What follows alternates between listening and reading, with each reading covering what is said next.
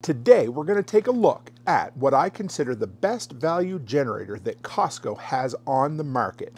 My thoughts 2 years after purchasing it, and we're going to try to knock out 20 questions in 10 minutes. All the stuff you guys have asked me over the last 2 years. What's the difference between this blue one and the gray one? Well, the color. Other than that, one simple thing. Right here on the gray one, it has a lighted up CO sensor.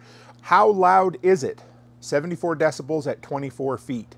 That's about equal to your neighbor idling their diesel truck in the morning. Does it charge the battery? Yes, it does have a circuit built in that if it runs, it will charge the battery. Now, if you're only starting it periodically like you should, then you really need to hook up a trickle charger with it. How dirty is the power? Total harmonic distortion. 11 to 14%. Lots of rumors on the internet that it was as high as 25. It is not. How do I keep the battery charged? I have an LST brand trickle charger that I hooked up right here permanently that you can just unplug when you're ready to use it. It was 18 bucks on Amazon. I'll throw a link below. Will this run my central air unit? Yes, no, maybe, it depends. Here's the deal. Will this run my central air unit? Well, 1 ton's around 1,000 watts, a 4 ton's around 4,000 watts. So in theory, yeah, it should. The problem is when an AC unit kicks on, it usually spikes to about triple that. So, you know, if you're a 3-ton unit and it spikes to 9,000 or a little more, you're probably going to peak that out. Now, running watts, no problem. So here's what you need to do. If it won't run it, mine will not run my 3-ish ton unit. So what you need is a soft start installed. I'll put a link to that as well. That will allow you to run a central air unit with this generator, no problem. How much does this sucker weigh? Well, I've warned you in other videos, but it is heavy. 213 pounds dry weight with a full tank of 8 gallons of gas, 280 pounds. Does it go on sale at Costco? Yes. Regular price at the moment is around $9.99 USD. If you see it on for $8.99 and you're thinking I really need one, grab it. Or if it comes on a couple times a year for $200 off, $7.99. I even saw it $7.99 with free shipping. So if you see it $100 to $200 off, grab it. That's as cheap as it comes. So how long can I run this without stopping? I get asked that question a lot. Theoretically, you could run it 100 hours between oil changes and do fine with it. Now, Firman recommends 14 hours with a 2 to 3 hour break in between. Now that's not always realistic, but I wouldn't definitely exceed the oil change intervals. How often do you need to change the oil? Well, on the break-in period after 25 hours of runtime, change it, and then every 100 after that, or once a year, whatever comes first. What weight oil does it use? 10W30, that's a simple one. Should I run synthetic oil or conventional? Well, it does recommend conventional, but it also says in the charts if you're going to be doing a lot of starting in really cold or really hot temperature, switch to synthetic.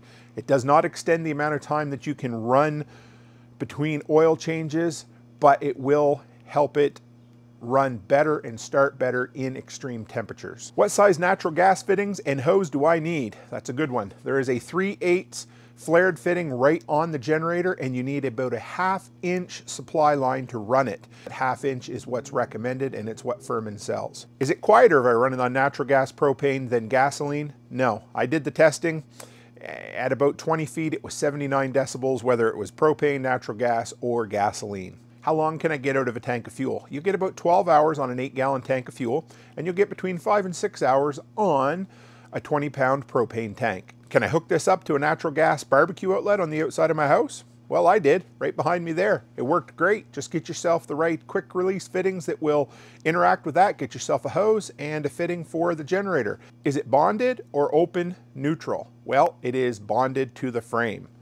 Do with that as you will. So what upgrades have I done to it since I purchased it? Well, really, I put quick release fittings for the natural gas hookup because I run natural gas on it all the time. I installed a trickle charger, and I set up which isn't really an upgrade, but I set up to properly backfeed through a 50 amp RV outlet on the outside of the house. So what are my thoughts on this after 2 full years of owning it? Well, here's the deal. So many people say, oh, Tim, it's so loud. And then other people say, I can't believe how quiet it is. And when you get right down to it, I guess it's where you live, your situation, that sort of thing. But for me, I don't find it's that bad. I live in an oil town, so people are warming up their diesels in the winter for an hour at a time. And it's very comparable to that. It's just kind of background noise if you're one house away. If you want to make it quieter, Firman does not recommend extending the exhaust at all or putting any exhaust restrictions on it. They say it will void your warranty. So again, do with that as you will. But if you're going to build an enclosure, make sure it has good venting and a good fan on either end. Like any generator, if you run it, it likes to be ran. So run it every 2 to 3 months, because when it comes down to it, that's what's going to keep this thing running. If you let a generator sit for months on end and then you need it when it starts being nasty outside, it's not going to start. So start it every 2 to 3 months, give it a quick test over, see what you need to do with it, and it will treat you like gold. This thing is really, really heavy. Remember, this thing with a full tank of gas is pushing 300 pounds. So what's good about that is that some crackhead may not steal it. What's bad about it is it's really hard for you to move it around, especially if you're a smaller framed individual. Even I struggle with it sometimes, but it's not a portable generator, but it is. I wouldn't be taking this camping with me unless I took it to a cabin and chained it there. This is basically leave it in my garage, roll it out, and use it when the power's out. Like everything, the price on this has gone up over the last 2 years. This about 25%. It went from around $800 to around $1,000 USD in the last 2 years. But everything else has gone up, and it is still a steal of a deal. Again, wait for it to come on sale, $200 off. Do what I did. I ended up using our Costco rebate check and saved another $100 on it. So if you do that, it helps chew into that price just a little. The wheel kit and the handles is one of the best kits I have seen that came free with a generator. This thing comes with everything. It comes with the oil, it comes with the wrench, it comes with the funnel, it comes with the wheel kit, it comes with a cover that I never use. But honestly, the wheel and handle kit is one of the best I've seen. It's better than a lot of the aftermarket ones. When you go to Costco and you get to load this, remember, Costco's there to help you. So before you even pick it up, go up to the front counter and say, hey, I'd like to buy a generator. They'll bring 2 or 3 guys, depending on how much it weighs, with a flat cart. They'll put it on the cart for you. They'll bring it out to the front door. And when you back up to the front of the store, they'll help you load it. Do not try to load this by yourself. There's no reason to wreck your back for the sake of a generator, and plan out how you're going to unload it at home, whether it's with ramps or with somebody. When it's been sitting for a while, start it on propane or natural gas first. Let it warm up, then run it on gasoline. It does tend to start just a little harder on gasoline because that's just the nature of gas. But I've had no problem starting it on natural gas and then switching over to gasoline. So what do I have coming up for this generator? Well, the first thing is, if you go back and watch my 1 year later review, I said I am planning on building a generator enclosure. Guess what? Haven't done that yet. That is still in the works. I've been looking at styrocrete. I've been playing with a few things.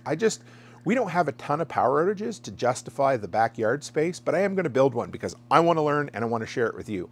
Next, I bought the soft start this winter for my central air unit. So as soon as the snow melts here, that's going to be installed. I'll do a video on that as well, so keep an eye out for that. Also going to redo my natural gas hookup. I've learned a lot about generators over the last couple of years, and one thing I realized is I put my quick release fittings on backwards, and I need to paint my piping that I put in. I've gotten really good at it, but again, we learn from our experiences. Also, my backfeeding. I did it as safe as I knew how to do it at the time, but there's a few little changes I want to make. I want to change the outdoor outlet from a female to a male. I moved my 50 amp breaker from the bottom of the panel to the top, so I now have an interlock kit. And yeah, just trying to make it safer. I'll do a backfeeding 2.0 video for you. I know, it is controversial, but it is exactly what it is. And I finally found one other cool, really neat thing for backfeeding for generators. It's called a power back alarm. It's about $80 Canadian. It wraps around one of the lugs, one of the main wires coming into your panel, and you turn it on if the power goes off, and as soon as it senses voltage, it has a 100 decibel alarm that goes off. So I think that's pretty friggin' cool. So guys, I hope you enjoyed this look at the 2 year later. I can't believe it's been 2 years since I bought this thing. I absolutely love it more today than I did when I bought it. What can you find here at this channel? Well, the big thing is DeWalt tools, and a lot of generator videos. I got some videos where I do my best to make what is an inverter generator a little bit simpler. What is bonded versus open neutral? I try to make that just a little simpler. Talking about fuel storage, talking about generator maintenance. There's a ton. Well, I've learned a lot over the last 2 years, and I've done my damnedest to share it with you guys. And I also have a podcast here, so if you want to hang around, the Workshop Podcast, it's all about prepping, emergency preparedness, self-reliance lifestyle, building an entrepreneurial venture, whatever it happens to be. And yeah, stick around, introduce yourself, guys. And as always, stay happy, stay healthy, and have a great week.